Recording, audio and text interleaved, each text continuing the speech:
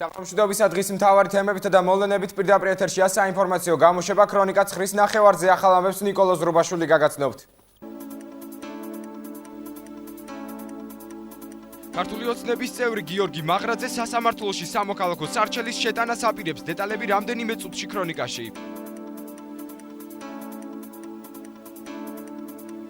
საიას რუსთავის ოფისის წარმომადგენლები ვაზიანის დასახლებაში დაზარალებული ოჯახების სამართლებრივ მდგომარეობას შეისწავლიან, რომელსაც საცხოვრებელი სახლი დაინგრათ და დღემდე კარვებში ცხოვრობენ. ქართული ოცნების წევრი გიორგი მაღრაძე სასამართლოში სამოქალაქო სარჩელის შეტანას აპირებს. საქმე ეხება ქრონიკის ეთერში გასულ მასალას, სადაც ალეკო ბერიძის ერთ-ერთი მხარდამჭერი მაღრაძეს 2012 წლის საპარლამენტო არჩევნებში ნაციონალური მოძრაობის სასარგებლოდ ეგრეთ წოდებული კარუსელის მოწყობად შეადანაშაულებდა. ქართული ოცნების წევრი გიორგი მაღრაძე კი მას ბოდიშის მოხდისკენ მოუწოდებს. წინააღმდეგ შემთხვევაში კი ღირსებისა და რეპუტაციის შელახვის გამო გიორგი მაღრაძე სასამართლოს სარჩელით მიმართავს.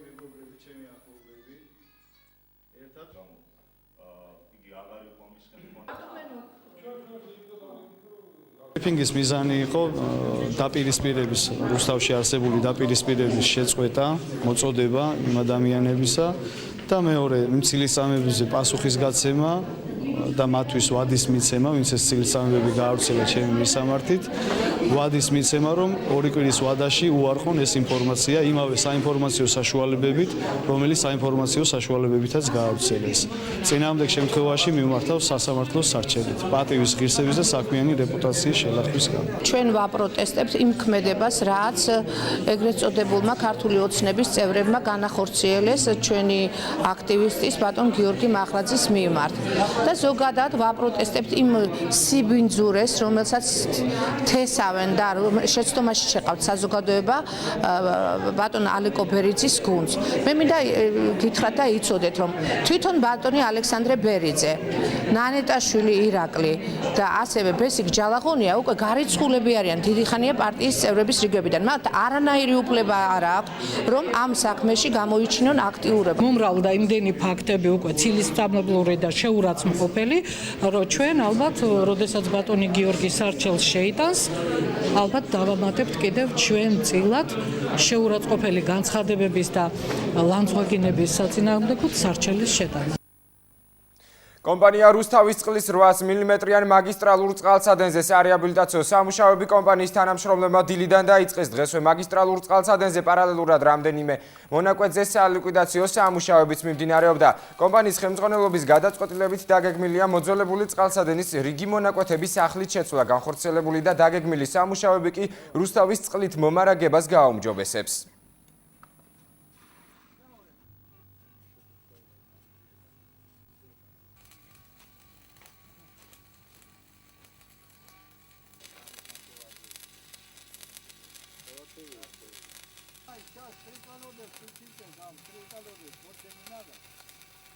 გაზიანდა რუსთავისში მიმავალი 800 მმ-იანი წყალდენი, რომელიც აკავშირებს ხრამის სათავე ნაგებობას და ქალაქ რუსთავს, ანუ ძირითადი მკვებავი მილი წყალმომარაგების ქალაქი რუსთავის.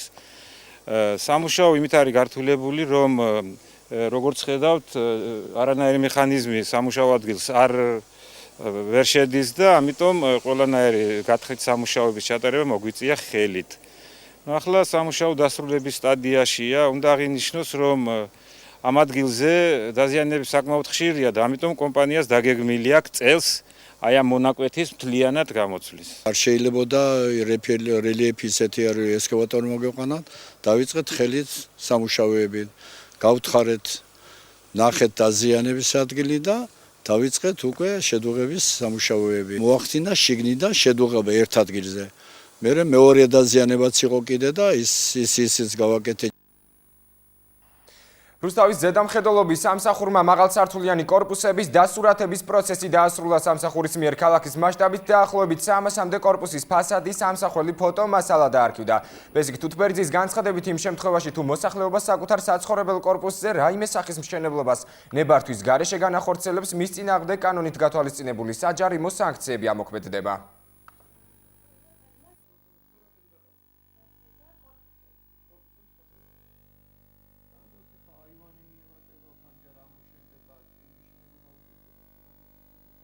დასრულებული არის რუსთავის 9 სართულიანი კორპუსების ფასადების დასურათება.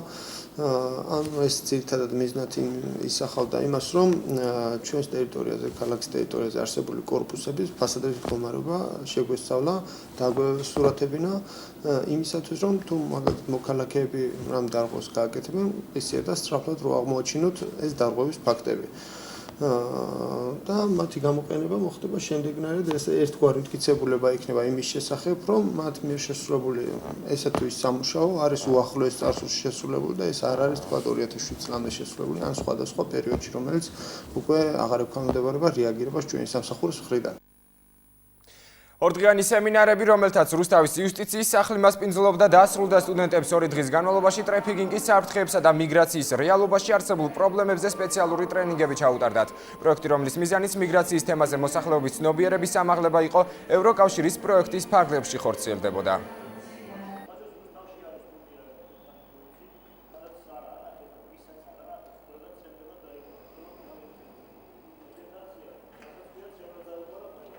ორი დღე მიმდინარეობს ეს ტრენინგი. გუშინდელი დღის ძირითადი თემები იყო არალეგალური და ლეგალური მიგრაცია და ტრაფიკინგი.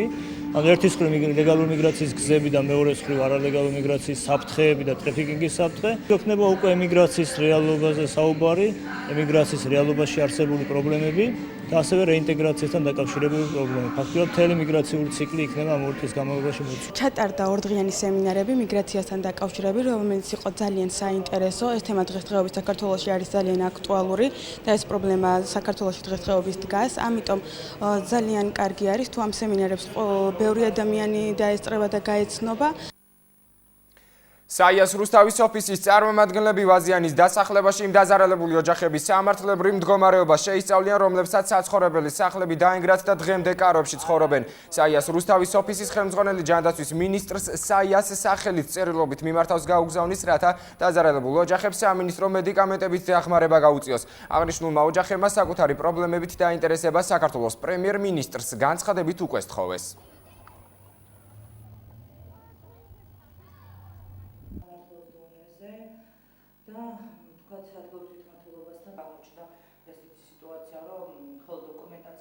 მოსახლეობა, როგორც ცნობილი გახდა, მასობრივი ინფორმაციის საშუალებებით ცხოვრობენ კარვებში, ვინაიდან მათ დაენგრათ საცხოვრებელი სახლი, არის 28 ოჯახი, რომელიც სახელმწიფოსაგან ითხოვს დახმარებას, რომ მათ გქონდეთ ელემენტარული საყოფაცხოვრებო პირობები და გქონდეთ თავშესაფარი.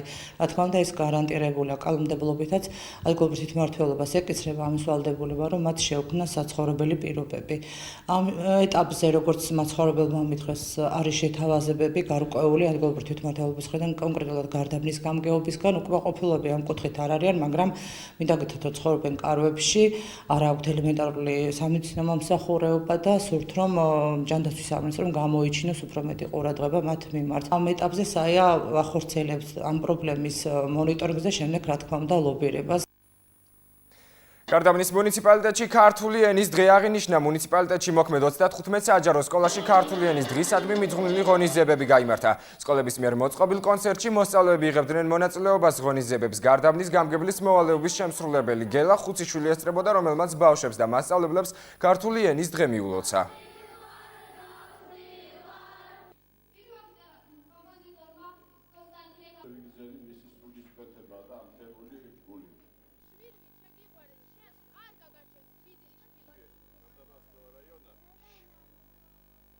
მუნიციპალიტეტში ერთდროულად გაიმართა ამ დღის აღსანიშნავი ღონისძიებები. განსაკუთრებული აქცენტი იყო გამახვილებული აზერბაიჯანულ სკოლებზე, სადაც თქვენ თვითონ გახდით მოწმე, როგორი მწყაზარი ქართულით საუბრობენ ჩვენი ბავშვები. ისეთ სკოლებშიც კი, სადაც სოფელში ქართველიც არ ცხოვრობს ერთი და ოჯახებში მშობლებმაც არ იციან ქართული ენა, ძირითადად რუსული იყო მათთვის მეორე ენა. დღეს ხედავთ, რომ ბავშვები ფლობენ სულ ყოფილად. სახელმწიფო ენის დღეს, დედა ენის დღეს მთელ ჩვენს სამშობლოსთან ერთად აღნიშნავს, რა თქმა უნდა, გარდაბნის მუნიციპალიტეტიც. ადგილობრივი თვითმმართველობის თაოსნობით ხელშეწყობით დღეს გარდაბნის მუნიციპალიტეტის 35-ვე საჯარო სკოლაში განხორციელდა საზეიმო ღონისძიებები, რომელიც დღევანდელი დღისადმია მიწყდება. ამ დღისთვის განსაკუთრებით ვემზადებით ხოლმე მთელი თვის განმავლობაში გავწერთ რა ღონისძიებები უნდა ჩატარდეს, რა უნდა გავაკეთოთ, ნახატების გამოფენა, მოსწავლეთა ვიქტორინები ეწყობა და პატარა ღონისძიებასაც ვაწყობთ, რაც ბავშვებს ძალიან ახარებთ და მობილიზებას უკეთებენ იმ ცოდნას, რაც მიიღეს წლის განმავლობაში, ამ დღეს წარმოაჩენენ ხოლმე. ეროვნული ფორუმის ახალგაზრდული ფრთის ორგანიზებით ქართული ენის დღე რუსთავშიც აღენიშნა ღონისძიებას კოალიციის წევრებთან ერთად სხვადასხვა სფეროს წარმომადგენლები ესწრებოდნენ. ახალგაზრდულმა ფრთამ დამსწრეს საზოგადოებას ქართულ ენასთან დაკავშირებით დოკუმენტური მასალები გააცნეს. ღონისძიების ორგანიზატორების თქმით, მსგავსი ტიპის საღამოები ტრადიციულ სახეს მიიღებს და ის ყოველწლიურად ჩატარდება.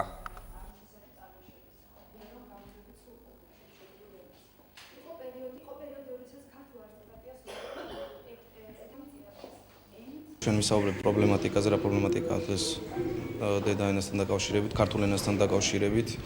ასევე გავაცნობთ საზოგადოებას უცხოელების შეხედულებას ქართულ ენაზე.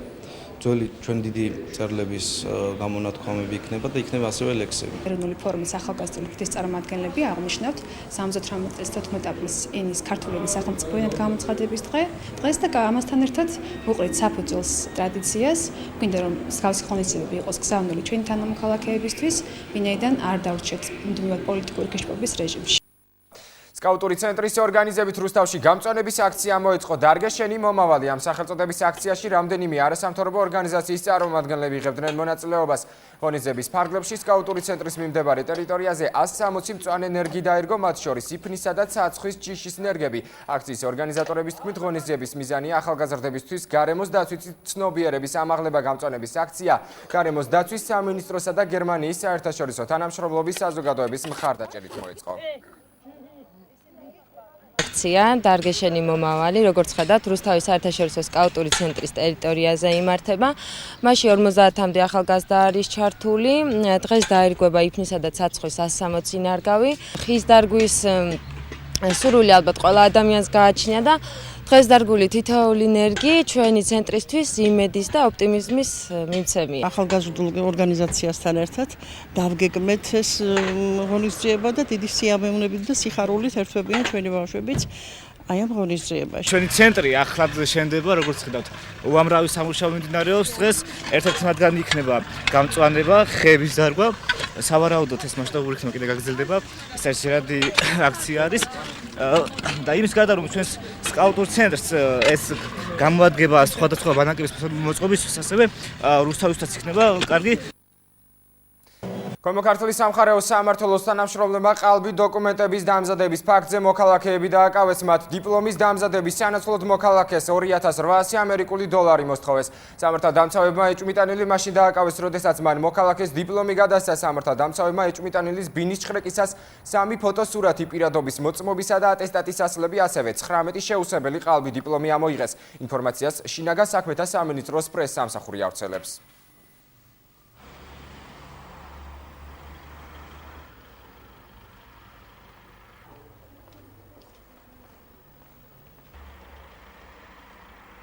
შინაგან საქმეთა სამინისტროს ცენტრალური კრიმინალური პოლიციის დეპარტამენტის ქვემო ქართლის სამხარეო სამმართველოს თანამშრომლების მიერ გატარებული ოპერატიული ღონისძიებების შედეგად ყალბის საბუთების დამზადება გასაღების ბრალდებით დაკავებული იქნა 2 პიროვნება, რომლებმაც მოქალაქეს 2800 დოლარის სანაცვლოდ ბიოტექნოლოგიის ინსტიტუტის ყალბი დიპლომი დაუმზადეს. მომხდარ ფაქტზე მიმდინარეობს გამოძიება საქართველოს სისხლის სამართლის კოდექსის 372 მუხლის პირველი ნაწილი. 14 აპრილს გია კეღოშვილის ანსამბლ ორიონს 12 წელი შეუწყვილდა. ქორეოგრაფიულმა ანსამბლმა იუბილეს სოლო კონცერტით აღნიშნა. ის მაყურებლის წინაშე 17 ნომრით წარს გადასკვით. ნომერში კი ანსამბლის ხელმძღვანელმა გია კეღოშვილმაც მიიღო მონაწილეობა. ღონისძიებას ქალაქში მოღვაწე ქორეოგრაფებიც ესწრებოდნენ.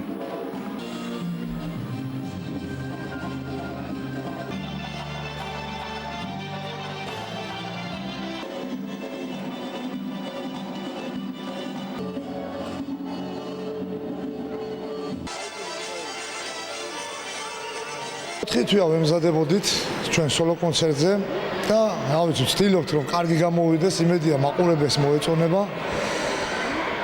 გვაქვს 17 ნომერი, და ამ 17 ნომრიდან ბოლო ნომრებს ბავშვებთან ერთად მეც თუნდაც რაღაცა ცეკვავ და ვახალისებ ჩემ მოსწავლეებს. გვაქვს 20-მდე საცეკვაო ნომერი, ამ დღისთვის ვემზადებოდით დაახლოებით 3-4 თვე, ცოტა მეტი. იმედია მაყურებელს მოეწონება, ჩვენ ყველაფერს გავაკეთებთ ამისათვის. დიდ წარმატებას ვუსურვებ. ძლიერი პიროვნება პედაგოგი თვითონ და მე მგონი აღწევს მშობლების კმაყოფილებას ბავშვების და რა ვიცი, ასრულებს თავის შემოქმედებას გუნდთან. რაც შეეხება სპორტის სიახლეებს, რუსთავის საერთაშორისო ავტოდრომზე სტარტი წრიულ რბოლებში საქართველოს ჩემპიონატმა აიღო.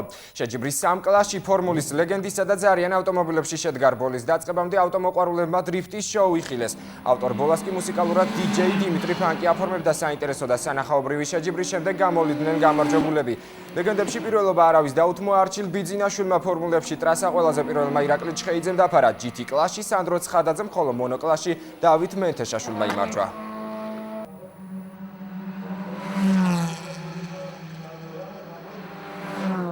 ეს იყო საქართველოს ჩემპიონატის პირველი ეტაპი, ანუ სეზონის გახსნა. საკმაოდ დაძაბული შეჯიბრი იყო, მაგრამ გავიმარჯვე და გახარებული ვარ ძალიან. სამწუხაროა, რომ ჩემი გუნდელი ლაშან არდირაშვილი გამოეთიშა რბოლას ტექნიკური გამომართვების გამო. მთლიანობაში წარმატებით ჩაიარა შეჯიბრმა და გახარებული. ჩემი გამარჯვება ეხლა ძალიან გამიხარდა, იმიტომ რომ ძალიან მეცად დღევანდელი დღისთვის მომამზადე ყველანაირად მანქანა და ვფიქრობდი რომ დღევანდელი დღე ისე ჩამოტარებინა რომ პირველი ყოფილიყავი ფინიშის ბოლოს, რომ პედესტალზე ავსულიყავი და ძალიან მესიამოვნა რომ ესეც მოხდა. რუსთავის მეტალურგმა საქართველოს 24 ეროვნული ჩემპიონატის 27 ტურის მატჩი ჩაატარა რუსთაველებს ბათუმის დინამომ ქობულეთში ჩელე არენაზე უმასპინძლა შეხვედრა მეტალურგის გამარჯვებით 0-1 დასრულდა შეხვედრაში ერთადერთი გოლი 68 წუთზე გავიდა. გურთი მთელი თამაშის განმავლობაში ერთ-ერთმა გამორჩეულმა მოთამაშემ გოგი ფიფიამ გაიტანა. რაც შეეხება უშუალოდ შეხვედრას, თამაში მაღალ ტემპში დაიწყო, მატჩის პირველივე წუთებიდან გამოიკვეთა სტუმართა უპირატესობა. მასპინძლებმა კი თამაში კონტრშეტევაზე ააგეს. ორივე ტაიმში რუსთაველებმა ერთი სახიფათო მომენტით შექმნეს, თუმცა ერთ გატანილ გოლს დასჯერდნენ და 3 ქულაც მოიპოვეს.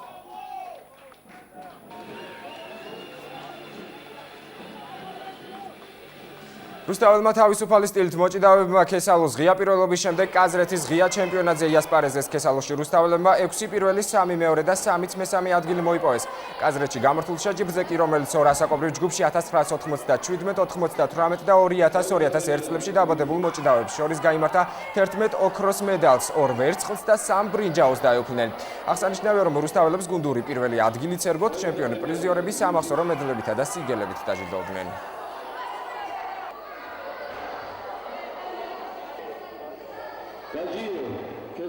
ოცი მოჭიდავე მყავდა წაყვანილი. სულ იყო 12 წონითი კატეგორია. 11 პირველი ადგილი დაიკავეს ბიჭებმა, 2 მეორე და 3 მესამე ადგილი. მოჭიდავე 4 შეხვედრა, მოვიგე 4-ვე, გამიჭირდა ფინალი და ფინალიც მოვიგე და დავიკავე პირველი ადგილი. ვიჭიდავე 26 კილოგრამ წონით კატეგორიაში, დავიკავე პირველი ადგილი, ვიჭიდავე 3 შეხვედრა, ძალიან ისე გამიჭირდა მოგება, მაგრამ მაინც მოვიგე. რუსთავის საკალათბურთო გუნდმა პლეი-ოფისთვის მზადება დაიწყო. გუნდი დღეს რუსთავის ქიმიკოსთა სპორტულ კომპლექსში შეიკრიბა და ვარჯიში სრული დატვირთით გამართა. კალათბურთელები ხვალიდან დიდ დროს ფიზიკური კონდიციების ამაღლებას დაუთმობენ და ვარჯიშებს ფოლადის სტადიონზე ჩაატარებენ. რაც შეეხება მეტოქეს, პლეი-ოფში რუსთაველთა მოწინააღმდეგე ქუთაისის საკალათბურთო გუნდი იქნება. პირველი შეხვედრა რუსთავში 23 აპრილს გაიმართება, მეორე მატჩი კი ქუთაისში 25 აპრილს შედგება. რაც შეეხება პლეი-ოფის სხვა წყვილებს, ოლიმპი თესეუს, არმია დინამოს, შინაგან საქმეთა სამინისტროს აკადემია კი სოხუმს ხდება. შეუდექით პლეი-ოფის მზადებას, მეტართული მეტოქე ყავს ქუთაისის სახით, მაგრამ შეიძლება ქუთაისის დამარცხებას ვემზადებით. ყველანაირ მაქსიმუმს გავაკეთებ ამ ერთი კვირის განმავლობაში, რომ გუნდი მომამზადო ქუთაისის სათამაშოდ. პლეი-ოფის სხვა დატვირთვა აქვს, სხვა თამაში უნდა და რა ვიცი, ბიჭები ყველანაირად ცდილობენ, რომ მეოთხედ ფინალი გადავლახოთ და მაღალი წარმატებებით ვიფიქროთ. და ბოლოს რაც შეეხება ამინდის პროგნოზს, სინოპტიკოსები დასავლეთ საქართველოში უმეტესად მზიან ამინდს პროგნოზირებენ. მცირედ მოიღრუბლება ქვეყნის აღმოსავლეთ ნაწილში, მცირე ნისლი და წვიმაა ნავარაუდები ქვემო ქართლში, იქროლებს სამხრეთ აღმოსავლეთის ქარი 10-15 მეტრი წამში ჰაერის ტემპერატურა იქნება. წალკაში დღისით 17 ღამით პლუს 4 გრადუსი, სითბო თეთრი წყაროში დღისით 19 ღამით პლუს 6 გრადუსი არის ნავარაუდები.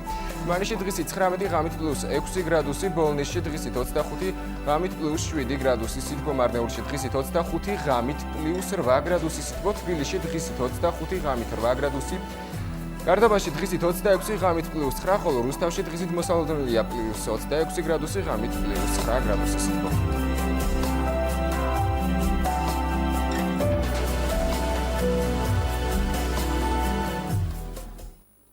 ეს ხო ჩემს ხელთ არსებული ბოლო ინფორმაცია ქრონიკა დასრულებულია მე ზუსტად ხვალ დღის მთავარ საინფორმაციო გამოშვებამდე გამშვიდობებით ნახვამდის.